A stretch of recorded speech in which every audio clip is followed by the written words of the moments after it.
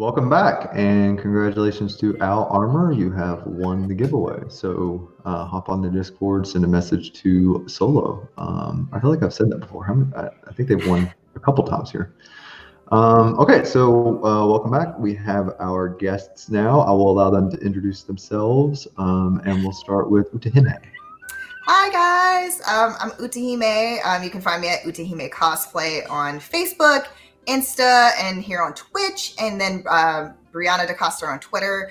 I've now been kind of with Fable for a little bit now. It's been really awesome being a part of this community and getting a chance to play Kazana Moonshadow on Wizards of Ukador and Ash on Vault 42.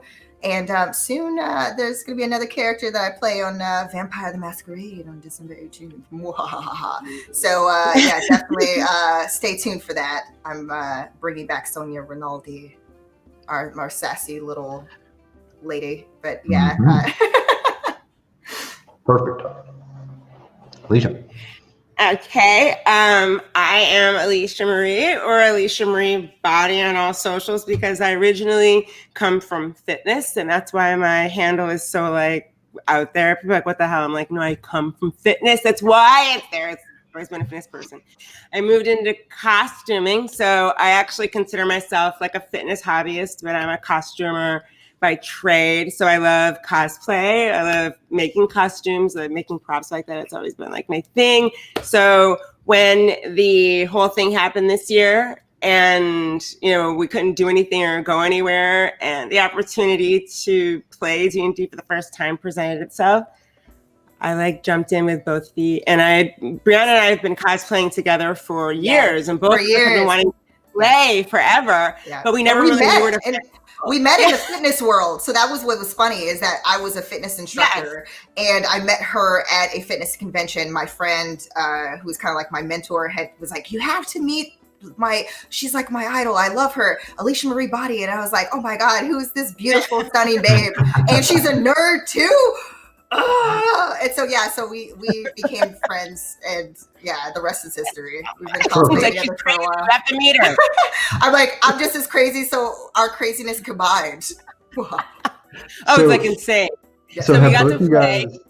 What'd you say? Started this year? Both of you guys started playing D&D this year? Yeah, literally. So, January.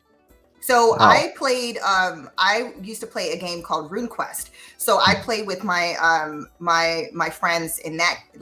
We had ongoing campaign for a while, but my work schedule kept changing because I worked in customer service, and so it was one of those things where I couldn't. They would have their meetings for the campaign at 6:00, and I was still working, and I was like, I can't make it. So sadly, I think I sort of survived, but I was like a one-armed character because I lost an arm in a battle. Someone rolled poorly, and I was still sort of there, but not there. But yeah, this is the first time. I had always wanted to learn D&D, but I didn't really have the people in my life like I do now, where my roommates taught me how to play during quarantine. They were like, well, this is the perfect time. You have extra time to sit down and learn, and they taught me. And and the same thing, I know Alicia, her schedule too, we just didn't have the time, but we've been just loving every minute of being my schedule it's been jacked. It's always jacked. My schedule's always a mess, but this year we had the time to sit down, learn it, and then I started playing because TJ Storm is one of my friends who have makeup all over my hand. What the heck is this? Testing color. I'm testing colors. Cosplay color. Ooh. Anyway, he threw me into a charity game, and I was like, no, I'm not doing it. I'm scared. Leave me alone. Don't talk to me. And he was like, you're playing. And I was like, and then, I was scared to death, but it was fine. But that was when I was like, oh, forget it. And that's when I started. I met Ember. And Ember Moon, and she's amazing. She introduced me to art. I started playing River Break because she had to leave, and then River Break introduced me to Fabled, and I brought Brianna into Fabled. So yeah. Beautiful family.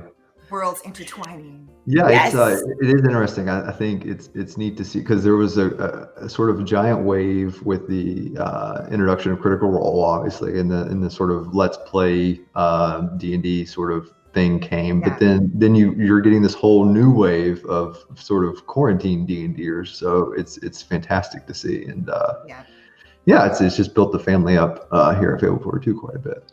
That was actually going to be my first question, actually, to both of you. So you guys answered that in your intro anyway. So Yes. I do have another question for both of you guys, though, before we sort of dig into the characters. So one of the things that I wanted to ask, and I think I'd asked, Renee sent me some questions too, that is pretty much the same question that I had. But basically, you guys obviously come from a sort of cosplay world, all right, and then you bring that into your D&D sort of character. So when it comes to like character creation, what's the process for you guys? Do you guys visualize your character first and sort of design it in your head, or do you have a character in mind and then you go design it and that sort of thing? Like, what's the process for a cosplayer who's creating a D&D character? Utahime, you can start first. Oh, me? Okay. Yeah. I was like, wait. You're closest to me, so I just keep Okay, going. cool. Okay. It's interesting because I think character creation is definitely my favorite part. I mean, cosplay in general, the part of the reason why I love it so much is that you get to bring these characters to life, your favorite characters. With D&D, it's like a whole new level of that because you get to create your own character. Right. So you're creating this story and this backstory and like, where did they come from? How many siblings do they have? What kind of quirks do they stutter? Do they move this way? For me, I always love incorporate because I have a dance and acting background. So with cosplay, and also too training in martial arts, I always try to use those different things, those influences to help me when it's like in front of a camera or on stage for a masquerade or whatever. And so with D&D, I was like, it's awesome because you're creating these characters and you kind of envision like how you see your character looking and kind of play around with, like, okay, what would they wear? Different things like that. Mm-hmm. So it starts off with me kind of in a way, like the backstory, like kind of thinking of, these different characteristics for the character, and then going further as far as what color is their hair, their eye color, are they more likely to wear a dress like Kizana loves to wear like the white, really pure, sweet dresses. So things like that, and and that's kind of where it starts. And I'm always really excited when it comes to fruition and you see it and you're like, oh, this is exactly what I imagined, and it makes it even more fun for me. I feel like adding the cosplay aspect, it just felt natural because it also helps me embody the character more, and that's what I love to do for cosplay in general. So it's just been really awesome, and now it's become an addiction where now I'm like, I want to cosplay all my characters. Yeah, right. Money out the window. Goodbye, money. Goodbye. We need an intervention. God. We talk about our freaking hair and what eyes we're wearing and what style we're going to do for each character, like all the time. Like a total thing. For me, I'm always making things regardless. I'm always making something somewhere. So I have a lot of things that like pieces that just never went anywhere. So sometimes if I have a character I'm thinking of doing, I'd be like, I made that awesome shoulder piece. I'm going to throw that in my character. So I get to like recycle pieces that reuse, like this year we didn't get to do anything. So this like allows us, I'm like, hey, I want to dress up. I was like, I have this white wig that I got from Nigeria that's long and it was braided. And I was like, I didn't get to wear it this year if I wanted to. And so when the Wakanda game came up, I was like, guess what? Her hair is white because she was living atop Mount Bashanga and it turned her hair white. She's not Storm, but her, you know what I mean? Like you work it into your character, it makes it fun and creative. And we're crazy. So yeah, I just hope that I have it in my closet. Did you order your dress yet? What about your shoes? No one's gonna see our shoes, but you have to order them anyway. Can I prime it? Let me see. Okay, I can prime this. Yes, this is perfect. You know, it's one of those things too. Like you kind of go through your closet and I'm like, okay, can I reuse something? I totally did that for that one shot. I used something that I used for my gender bend Victor from Yuri on Ice. I used the wig for my character for the one shot for Wounded Warrior Project when we did the one shot with G-Dubs and Chris, and it was so fun. Yeah, so I was just like, okay, I love this win. I'll be able to show off my new ears that I got because I ordered them because I'm like, of course I'm gonna play another elf at some point. Yeah. I could totally spend money on this. Bye. When are we going to get to wear elf ears again? Unless it's on stream. So we will always be extra, even if it's not required on Fabled. We'll always be extra. Perfect. And there's no reason. There's no reason for it, just because we're crazy. I'm so sorry. That's good. Well, I mean, and I know it helps. I would assume, I guess, that would help sort of embody that character, help you get into that sort of mind frame before stream. Yeah. See, I've never cosplayed. I just haven't. It's something. Wait, what are you talking about? Dude, I remember that wig that that's true. Okay. During Melee. Yes, okay. your country character. Yes. Warlock.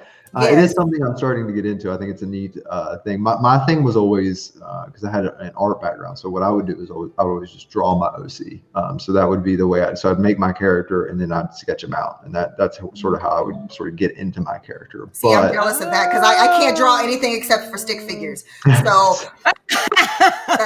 in my head, I'm a magnificent artist. But now it's just like little stick figures with the eyes. Yeah, well, I mean, whatever works. But now I get on these streams and I see all these people. I'm like, oh man, I'm gonna have to start doing this, I think. I think now one thing, it's not required. So we tell people all the time, people who are tuning in, you do not have to do it. This is a game all about imagination and fun. And like, if that's not your thing, you do not have to do it. I think that it's just like because we're cosplayers, it just feels natural. It's just something that we do, but you don't have to. You don't have to play the game that way. So we always let people know, no, you don't have to do that in order to play D&D. We're just trying to make use of our stuff. Yeah, you got it all there. You might as well figure out how to use it. All right, perfect. Okay, well, let's start actually the first character question. That actually has to do with a little bit about building character and stuff. So this is for Ash. Or actually, I guess it's Utahime and Toll. But Kizana and Ash are obviously very different as far as character goes. What style do you prefer to play, and which is more difficult?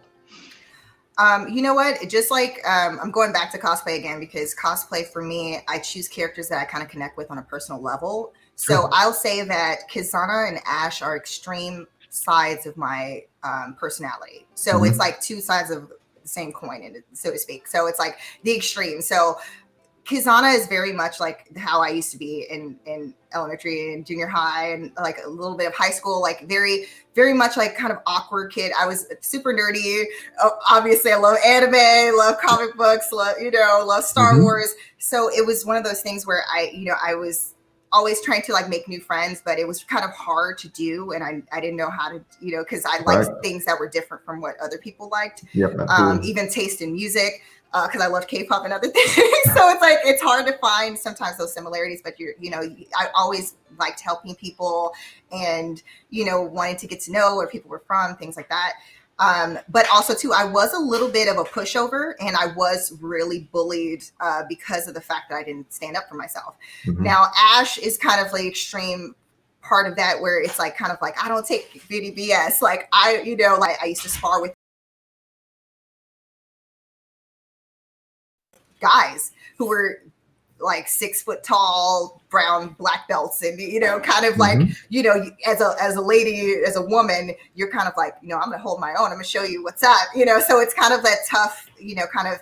I also too I like tsunderes. So like anybody who knows like anime terms, they're the very much like hard on the outside, but really like soft and sweet on the inside. Sure. So that's those characters are always fun to play, but it was interesting because I do feel like Kizana, I instantly thought everyone would hate Kizana because of the fact that, she is not one of those characters that immediately is like in your face or stands out and has these cool abilities. She's kind of coming into her own and finding herself. And that was something that I wanted to kind of, show like, kind of her progression and, kind of that stage, that transformation for her coming into her own. And, it's still happening. She still is, you can see that awkwardness but at the same time, her trying to gain that confidence. And it kind of reminds me of myself and what I struggled with because of the fact that, I was very introverted and I became an extrovert. So Ash is like that extroverted side. I'm not a meaty, like I promise I'm not an Ash hole. Well, but I mean, you don't want to see the bad side. Like, don't push me. I mean, you said you had training as like a performer actor, right? So like one of my things was that I think it's still difficult as hell that maybe you don't have a problem with, or find a way to get through it is like how do you do you find it difficult to be like mean to like other, like your friends that are at the table? Like for instance, the last show I did with Thagan, like I had to be mean to like Eddie, who's like the nicest dude ever. And it's the hard, especially because me and Alicia, we didn't know what characters we were playing. Like she didn't know anything about Ash. I didn't know about Tipper. And I was just like, gosh, dang it. When I found it, I was like, no, because April knew. April was like, I like this. Our overseer, she's like, perfect. And I'm like, no, because like I have to hate, like, or dislike, like I dislike what she is, and it's so hard for me, especially because like that term asshole is just hilarious to me. But it's really hard for me because I'm not that type of person. Right. Like it takes a lot to make me go like from 0 to 100. Like I can get angry. Wait, back up. I can get angry. Seen this girl. Okay, Rihanna's like really sweet. Like she's from Chi-Town, she's from Chicago. From Chicago. Really sweet. I've seen Chicago come out. Chicago. But extreme. That was extreme circumstance. Extreme. But I'm just saying. But it's not like I'm naturally. I love people, and I'm really friendly. I'm really like. So I'm not gonna basically just like go off or like be like abrupt or rude. So it is. I agree. Like I'm sure it's hard for you as Thagan. It's hard for me as Ash because I love the people we play with, just in general. And it's like I'm so glad that Kizana gets to be so nice. Yeah, I was telling somebody, I can't remember who it was, but I literally think of what Thagan will say. I internally cringe and then I just say it because I know it will. Yeah. Like less talking. Like yeah. It's like you just immediately want to sorry. Okay. I hate you. You're like, whoa, oh my God. Even cursing for me is weird. But it's funny because I'm like, Ash is technically she would have a potty mouth. So it's it's fun. I mean, it's fun. Brianna and I talk about this a lot though, about like when you're choosing your character and how to like figure out what personality they have and like based on what they've been through and their backstory and stuff like that. But also like just in general when it comes to like, and I talked about this when we did that character, like how to get into character panel for Upador Khan. Mm-hmm. If you're doing like a campaign, the character, you have to pace yourself. You have to go in and the character has to have an arc and a whole thing. If it's a one shot, you can come in like gangbusters, like, yo, like when I did the Battle Royale and I played Pascal, she was a pain in the ass and she was a loudmouth and she was like licking her sword and like that. That makes sense for a one shot. For a campaign, it's like, whoa. Yeah. You know what I mean? Yeah. It's a different process for each thing. So for one shots, you can kind of go in and be like that crazy over the top character that you want to do. I've always wanted to play.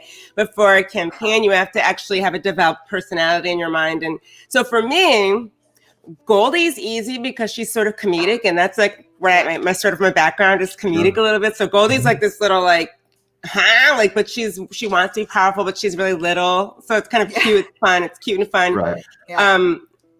Tipper's my favorite because she's a cyborg. Yeah. And I consider myself a cyborg because I'm partially mechanical or whatever.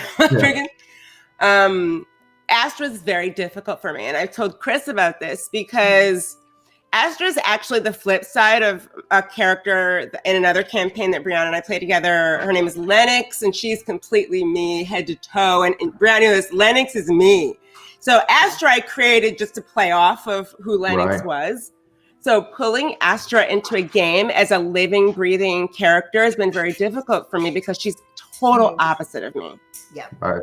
So I have a hard time getting into her really and fleshing her out. And I told Chris it's frustrating. Yeah, we were talking about this a little bit before the show started. So and I did the exact same thing that you guys did, which is create, I mean, not necessarily a one-shot character, but a character with a pretty limited sort of scale. And then it just sort of became this thing. And you're like, oh, okay, well, now I need to develop that sort of arc and all that sort of stuff.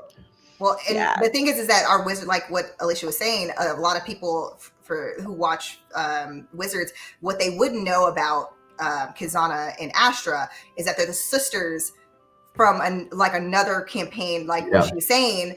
And in that campaign, the sisters are totally opposite of the girls in Wizards. So I play Kira, and she plays Lennox.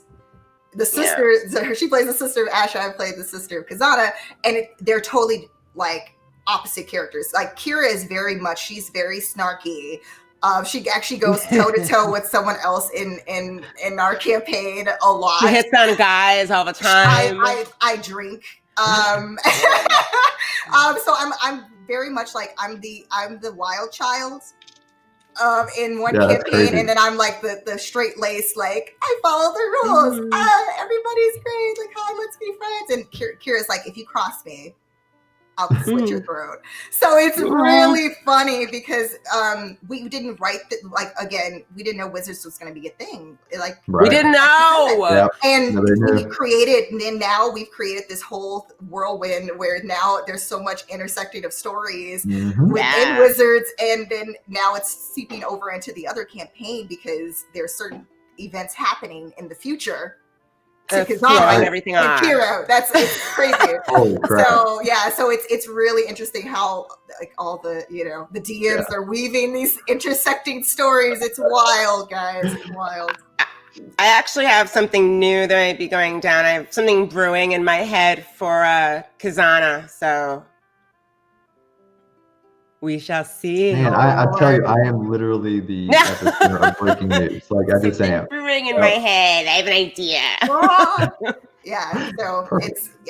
So it's interesting. Okay, so I have a question. It's sort of on track with the character building aspect of it. For you, Tipper. So you play a very unique character on Vault. Is it hard to maintain that sort of robot persona for an entire stream? And also, sort of side note, do you come up with like some of your jargon beforehand, or is it just all like free flow? Yeah. Wait. What was the second half of the question? The sort of computer jargon that you talk about, like I can't even do it. Your terms, like the shit that you say. Yeah. Is all that stuff sort of, do you have that written down somewhere, or do you just free flow it? It's like, you know what? I'm a Star Trek fan, lifelong Star Trek fan. So if you're a Star Trek person, you'll recognize some of the words I use, like nullifiers, and sort of like some of those words are sort of stolen from Star Trek. Sure. But I wasn't, because, this is a very long campaign we're going to be playing, and it's every week. And so I had to pace Tipper's development. So because she's a synth who was basically not around other humans until she decided to come up out of her bunker, I wanted to make her at first be more very just sort of weird but quiet, and then as she hangs, but she's programmed to pick up like mannerisms and speech patterns, and so she starts like mimicking people, but then she becomes more human. Then she mimics people, then she becomes more human. So I had to sort of like pace it, but the first episode was difficult because I knew she was literally just going to be like that, and that was hard because everyone's acting around me, and I was just like this, hi, you know what I mean? And I was like, and April's like this. I know everybody's just like waiting. They're like, oh my God, when is Ash gonna find out? I'm like, listen, we roll the dice, man. It's all about the die. How do we roll that night? We don't know, man. That's true. Yeah, I love the fact that she knew. We don't know. We honestly have no idea when and how they were gonna find out. And we don't metagame, so we try our best not to metagame at all. So it's like, even if we know something, like if something's like, sure, that's why I attacked the little robots. Oh, that's how we're little like Ash only saw this robot shooting out darts, and she went full rage mode. I mean, she didn't know that it was a healing robot. She didn't care. Sure. It's like down These with things the come robot. running out of nowhere, shooting. Yeah. That is one of the. I'm trying to think of an interaction. I don't think there's an interaction I am more excited to see play out than that conversation. Whenever that comes to fruition. I'm actually have no idea how it's gonna work. Like I did not know that that Marcus was gonna find out. So I don't know how it's gonna worried actually, because I don't know. And what's interesting is there are similarities between Ash and Tipper already, because of the fact that technically, if you think about it, Ash it's not like she says all the time she doesn't have friends, she doesn't have people that she talks to. This is the first time that she's really around a group of people who kind of are like interacting with her, and it's Sure. like, how would you react if all you've been is this cage fight, basically, like underground fighting scene where you're beating the snot out of people, and then now people are kind of, some people are showing kindness, some people are trying to get to like, and you're like, this is odd. I've only, this is new territory. And it's the same thing for Tipper, because she's, she's trying to seem more and more human and interactions. And everything. So it's really interesting, because I am going to really enjoy that as well. But I think it's we don't know what's going to happen. And that's what we love about the game, is that, you guys it's going to be up to the circumstances and the dice, I think, eventually. Circumstance and the dice is going to come out. I think if it happens later, it'll be better for you two. If it happens sooner, it'll be better for us to watch. Oh, God, that's tomorrow, isn't it? It is. It's tomorrow. If it happens tomorrow, that's going to be really good for us. Every time there's an episode, there's an opportunity for something to go haywire. And see, Tipper, like she can't feel fear, but she's been programmed to know what fear is. Mm-hmm. So she does. It isn't that she fears Ash; it's more that she just is aware that like Ash doesn't like it. So she's like, I have to make sure I maintain my facade. That's all she knows. So, but other things about both Ash and Tipper will be revealed as we play, because we both have really long backstories. Yeah. Right. So there's a lot there, and it's not going to be, that's why I tell people, she's probably going to be an asshole for a while. That's why I waited a little bit to have Vault people, because I wanted a couple episodes under your guys' belt to talk about, because it's tough to sort of dig into the meat of a character when you guys are first starting. And we don't want to reveal any secrets. Sure. Yeah. Can't reveal the secret.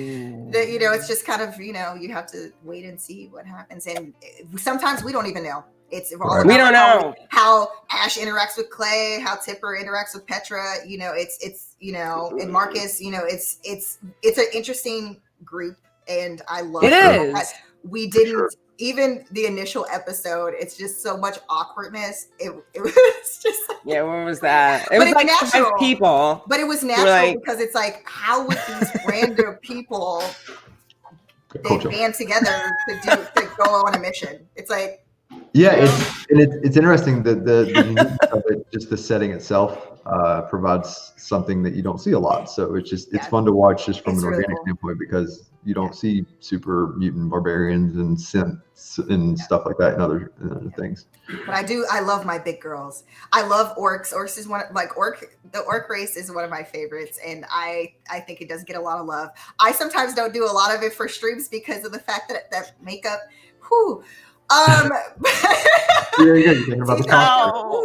but outside of streaming, the home campaign that I'm a part of, I get to play a half orc, and she's a paladin, and she's so much fun to play, and it's just but my big girls, I love them. She loves the big barbarians types, just like muscle bound ladies. I love it. Over 6 feet tall.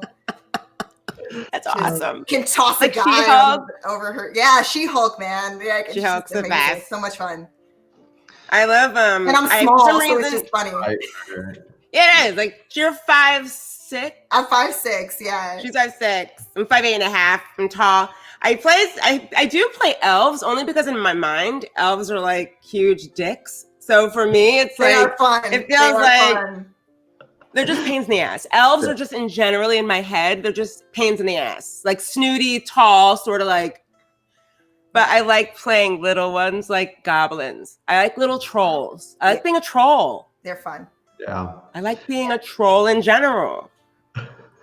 I have an issue play. I don't know what it is. It's a character flaw within myself. I have issues playing short characters. I'm 6'5" in real life, and I just don't want to be short. Like I just don't. And I apologize to everybody out there.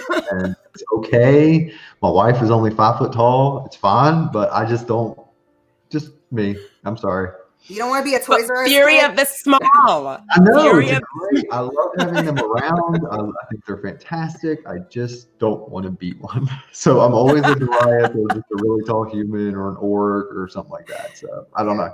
I haven't really played a lot of small characters myself, so I kind of feel that. Like I think that me and Alicia kind of have something like that we're planning potentially for like another side one shot thing that we might be doing.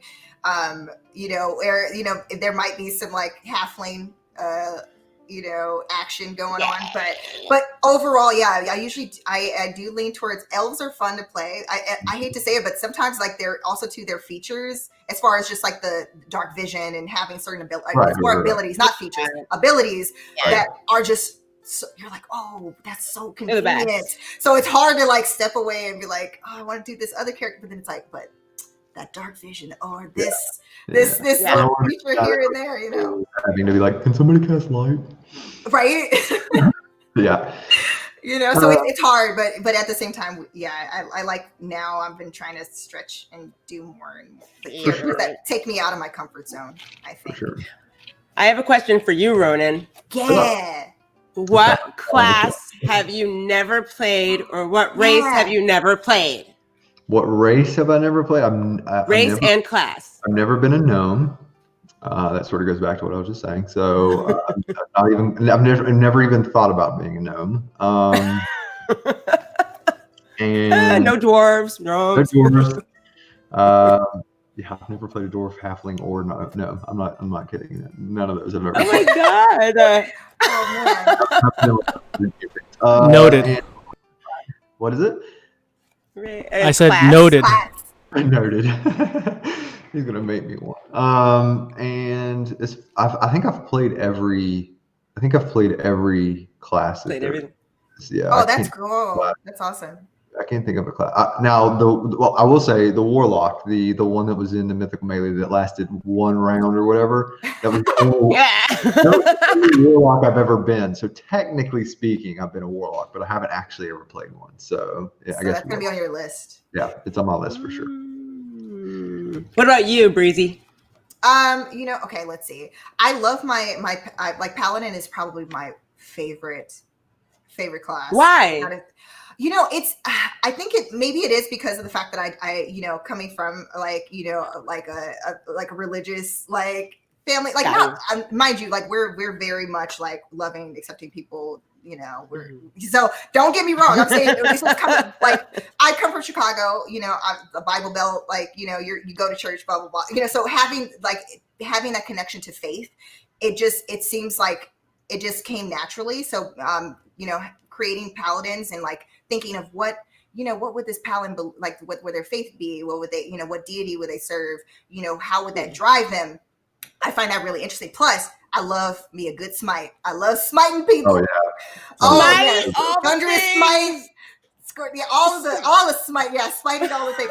But yeah, no, it's just something that for some reason that's just me. I love the class, and so that's probably my favorite so far. Like the half orc I play is a paladin, but she serves the god of war. So she's kind of like a Jehovah's Witness as far as her, like, have you heard of Aries? Let me tell you. Tell you. Come check it out. It's just fun. I play an Oath of the Ancients paladin in my sort of home game, and that's exactly how he is. Yes, just like, have you heard? It was all because of Aries. Aries gave me that power. It's just fun. I don't know. You don't have to play a paladin like that, but I just created her. He's the very.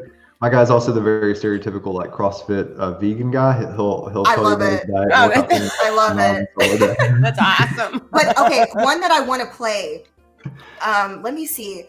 You know, I really want to try to figure out how to play a monk properly. I think monks are awesome. Yeah, I have not played because of the key points, and I think I'm a little bit afraid because I'm like, I'm gonna forget because being a rogue is already a lot of math, and you have to remember a lot of things. And you're like, oh wait, okay, I can assassinate. Okay, but I got my sneak attack. Get this extra DC. A week later, carry the one. So it's sometimes it's like my brain is like, what the heck.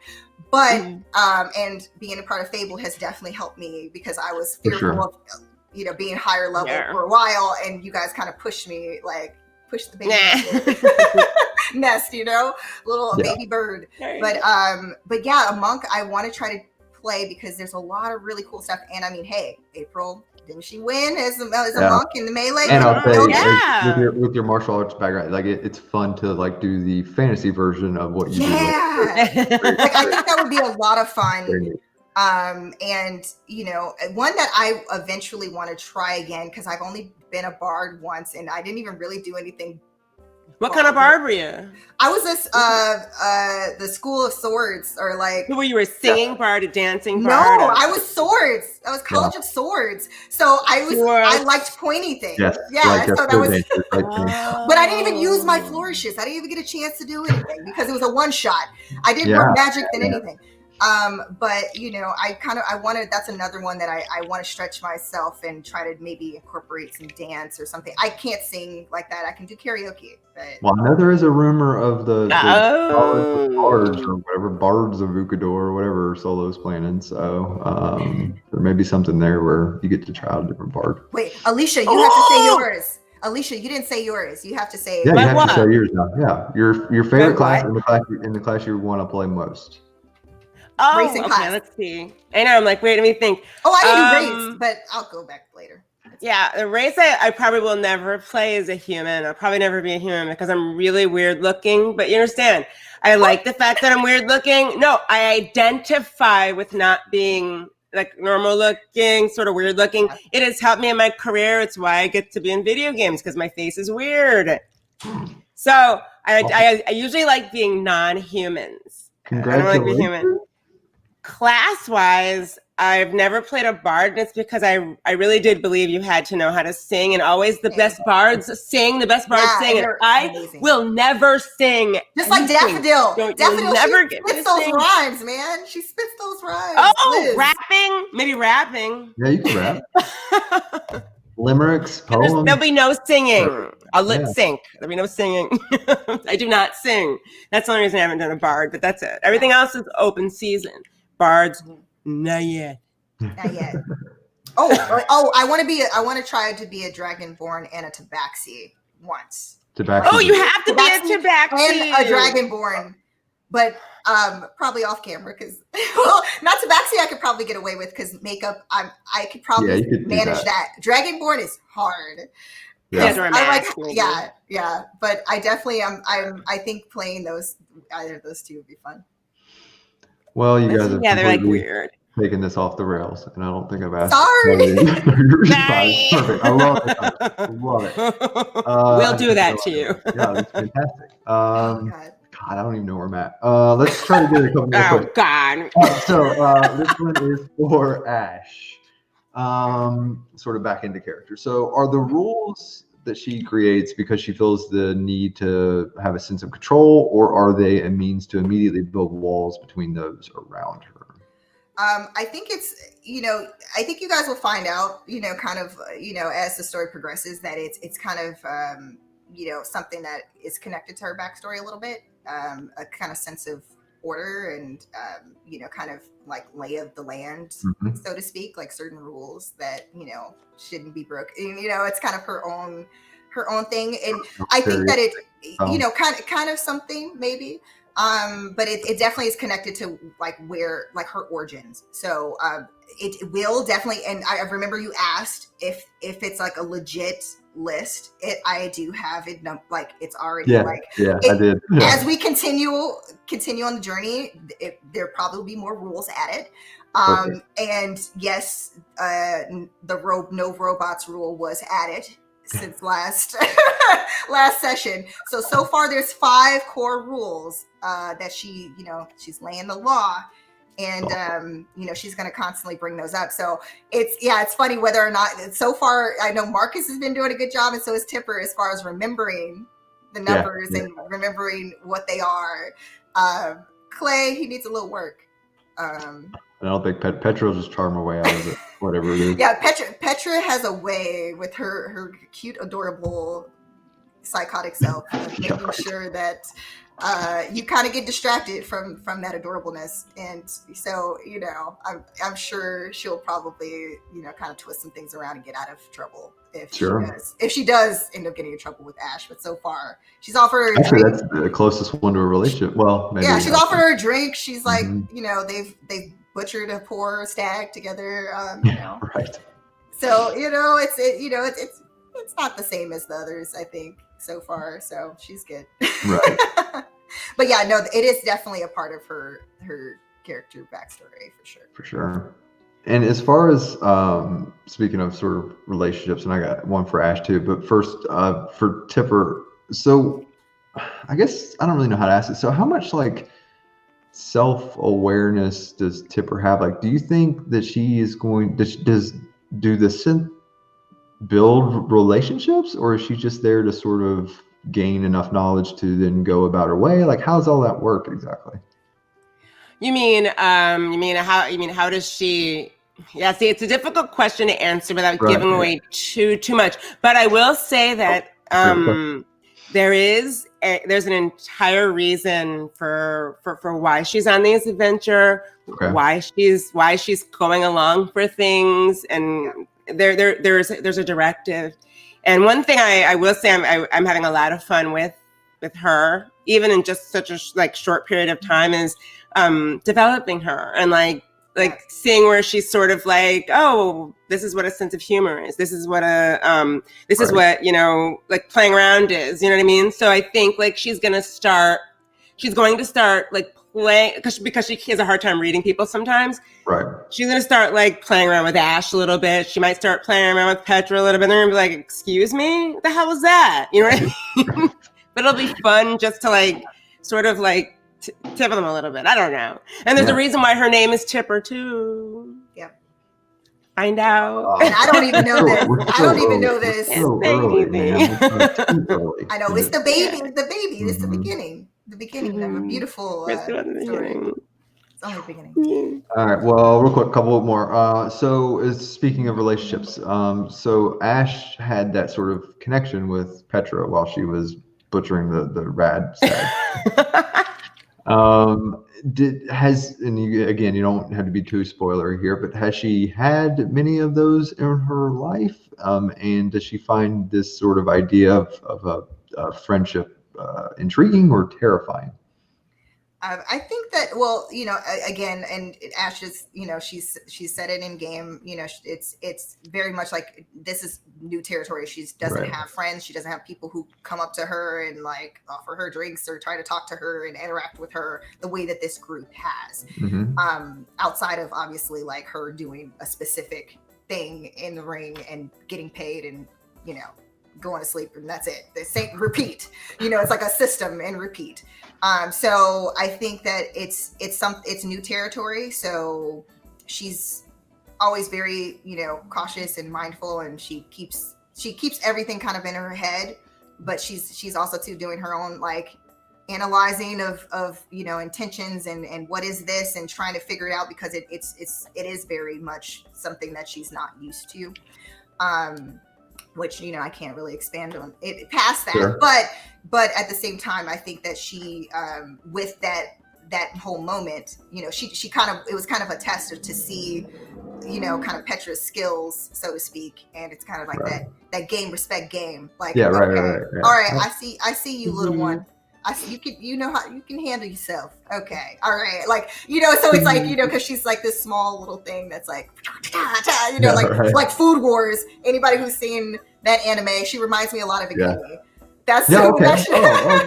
She reminds me of Akumi, just more clothing, and pink hair. But yes, so I think that that's kind of, she finds Petra intriguing, like for certain reasons, because so far Petra's behavior has been very different, and so she's kind of making notes, and that's why she's like, I wouldn't say, because she doesn't know what friendship is, in the same way that everyone else probably maybe does. So awesome. We're all getting to know each other in a vault. That's what it is. Everyone's just getting to know each other. And I have no idea why these 5 people decided to go away together in the first place. Maybe they all needed money, or, Cap's that bad, I guess. But they're all really strange. And the fact that they're all together, it makes it I was unemployed. I needed work. That's true. Yeah, you need money. That's a job. That's good. She's like, don't talk about me. To the point where I was like, what? You hadn't run into many people before this, but like in that first episode, you had like, tried to rob a shopkeep. Did you have any like previous influence before these people, like at all, or was it just you wandering until you stumbled upon these people? Who, me? Yeah. You tried. Go ahead. I thought you were talking to Brie. Go ahead. No. So you tried. Remember, like in the first episode, Tipper tries to. I don't know if she intentionally tries to rob the place, but she tries to take caps out of the thing because she sees that as a needed function. Did she have any previous human interactions prior to this group? Yeah, well, the thing is she, let me see, let me think for 2 seconds that I can reveal. Okay, okay, I'll tell you this. She was created by someone, okay, who is no longer around. And so she was in a bunker because obviously, remember we said that in the Fallout world, there are prototype synths that are like generation 2, generation 1 and 2, and then 3 is coming in 20 years. That she's generation 5, which is illegal because generally society wants to be able to easily tell the difference between what's AI and what's human, just for safety reasons. They want to be able to tell what's AI, and AI was basically created to help the human race, not to be a part of it.